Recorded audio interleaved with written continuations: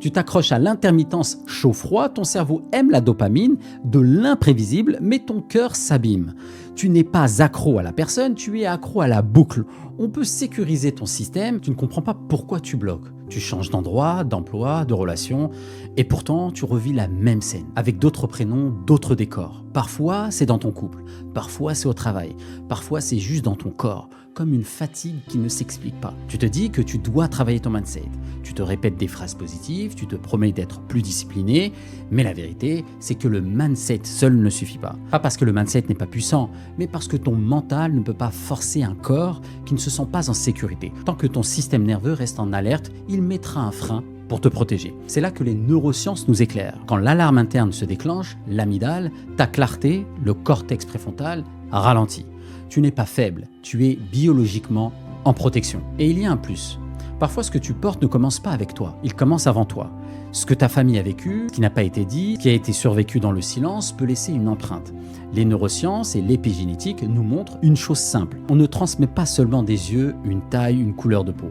On peut aussi transmettre des manières de réagir au stress, des sensibilités émotionnelles, des tendances à se contracter ou à se couper. Pas parce que l'ADN change, mais parce que la manière dont il s'exprime, son volume, peut être modulé par l'environnement, l'histoire, le stress. C'est ça l'épigénétique.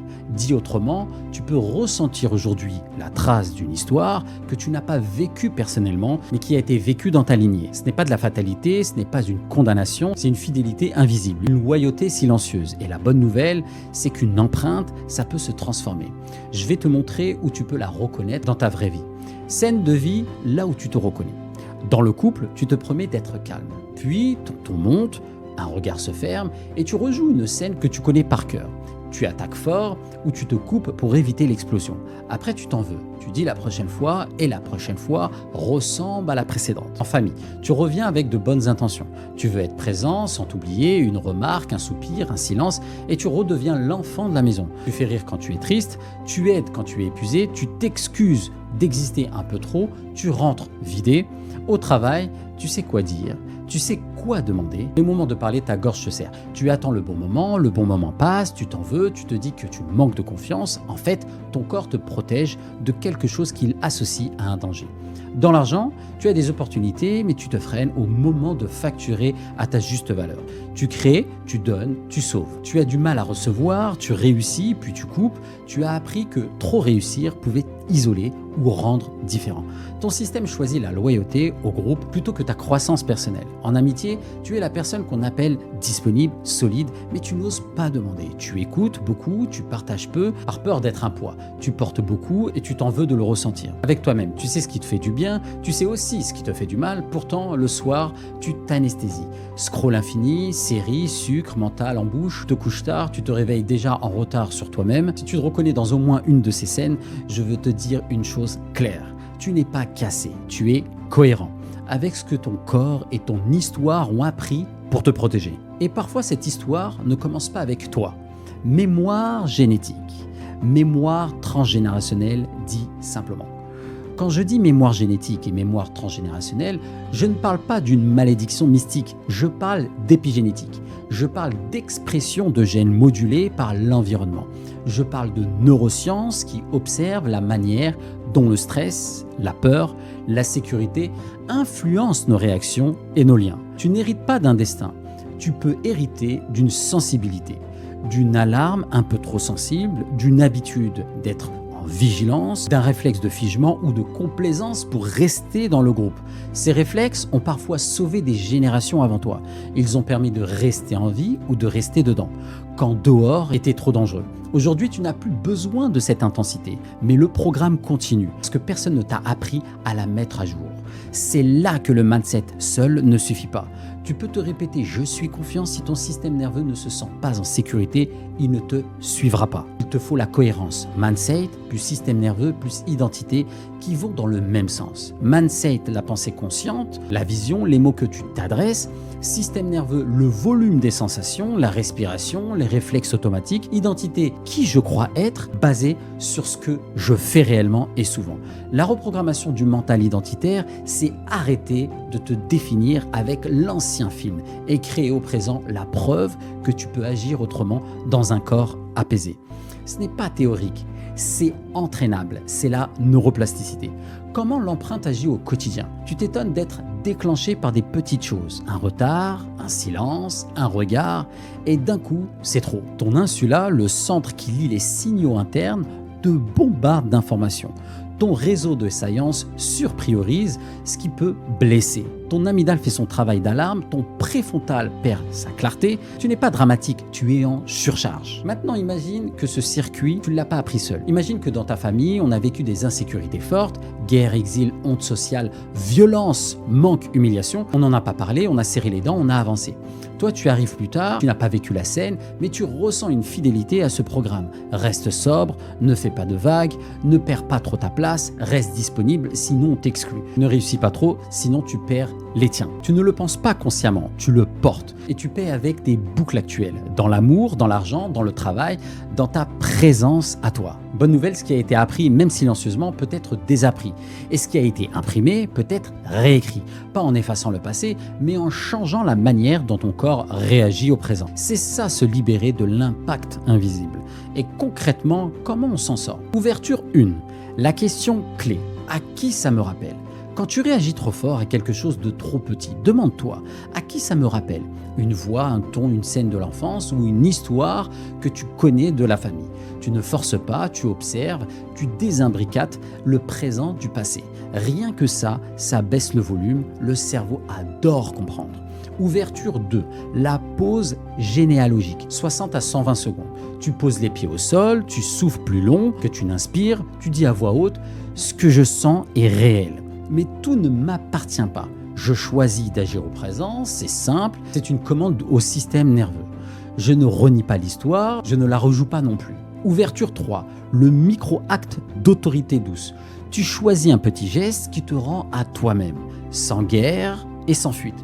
Un non court, sans justification, un oui à une chose qui te nourrit vraiment, un message envoyé en version 1, une phrase pivot dans le couple. Je veux qu'on reste alliés, je vais parler lentement. Le cerveau n'apprend pas par les promesses, il apprend par les preuves. Ce micro-acte est une preuve. Répétée, elle recode ton identité. Est-ce suffisant? Non. Mais tu vas sentir une différence et quand tu sens une différence, tu comprends que tu n'es pas coincé. Tu es équipable. Pourquoi le mindset seul ne suffit pas et pourquoi on l'a cru? On t'a dit penser positif, tu as essayé, ça a aidé un peu, puis ça a bloqué. Le mindset travaille au niveau des pensées. Tes boucles, elles, se déclenchent au niveau des sensations. Tu peux penser contre une pensée, tu ne peux pas penser contre un corps en alerte. Alors oui, le mindset est utile, mais après la régulation, après que le corps a reçu le message, tout va bien, on peut avancer. C'est comme ouvrir une porte fermée à la bonne clé, au lieu d'insister sur la poignée. C'est pour ça que dans mon livre, on ajoute les neurosciences à la clarté du mental et on parle de neuroplasticité comme d'un outil quotidien. On explique simplement comment l'épigénétique peut garder des traces sans te condamner et comment tu peux reprogrammer ton mental identitaire pour qu'il devienne allié de ta vie. Voici d'autres scènes où la mémoire agit et que tu peux reconnaître. La réussite qui te fait peur. Tu avances, tu montes, tu t'approches de ton vrai niveau. Juste avant le tournant, tu ralentis. Tu changes de plan, tu restructures, tu files une excuse élégante. Puis tu repars à zéro. Pourquoi? Parce que monter trop haut a été associé à perdre les siens. Loyauté invisible. Et si réussir ne signifiait plus trahir? Et si chez toi, réussir voulait dire rassembler?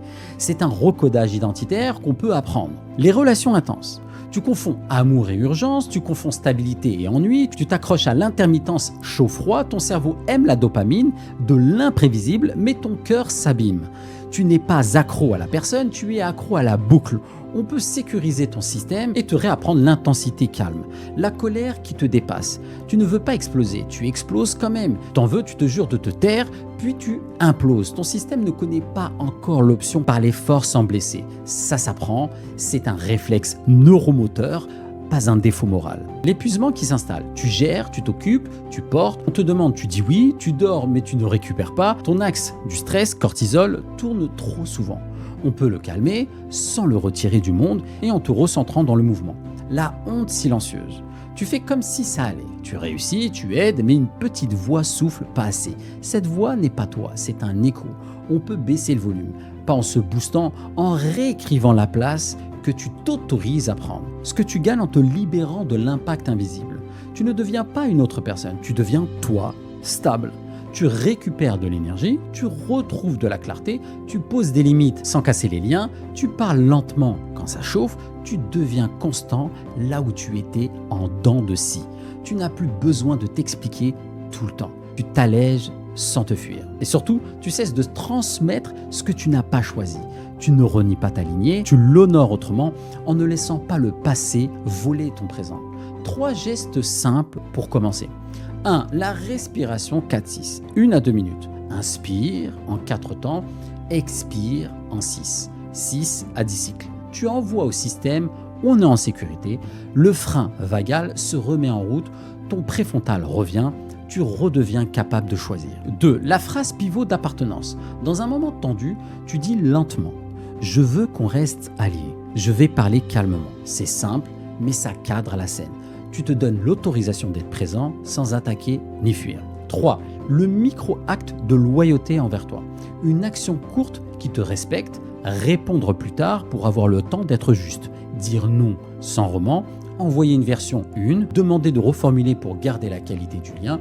Ce n'est pas spectaculaire, c'est réparateur. Répéter, c'est reprogrammateur. Le reste, la cartographie des déclencheurs, les rituels de clôture symbolique, les protocoles de reprogrammation identitaire, les exercices de neuroplasticité appliqués, tu les découvriras pas à pas dans mon livre. Pourquoi maintenant? Parce que tu as déjà essayé de tenir, de serrer, de faire plus, et tu sais que ça tient 3 jours, puis ça casse. Tu n'as pas besoin de plus de volonté, tu as besoin d'une méthode qui parle à ton mental et à ton corps, d'une méthode qui respecte ton histoire tout en libérant ton présent.